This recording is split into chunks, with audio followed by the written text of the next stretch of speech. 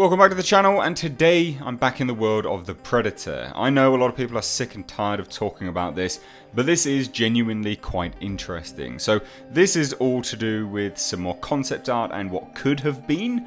This is a artist rendition of the upgrade Predator. Now, this comes to us from Ken Barthelemy, and it's really important to note, obviously the upgrade Predator said to have human DNA. In fact, they were all said to have some human DNA in one form or another. But this one was a real hybrid beast.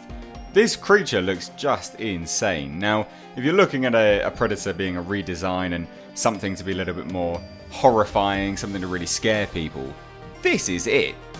You know, what we got was just a large Predator.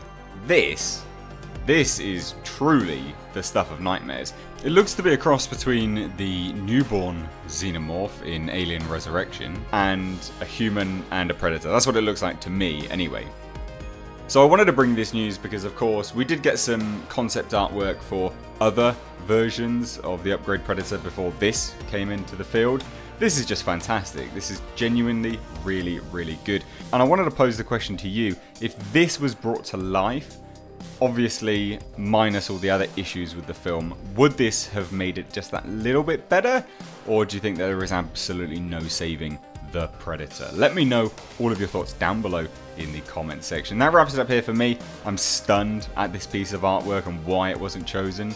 I genuinely think this is the way to go. So, like I say, I've got nothing else to say on this. I think this artwork's great and I want to hear your thoughts. Guys, if you are new here, please do hit that subscribe button, stay up to date on all the world of pop culture and movie news. If you enjoyed this video, please do give it a like and a share. I've been Mr. H. Take care.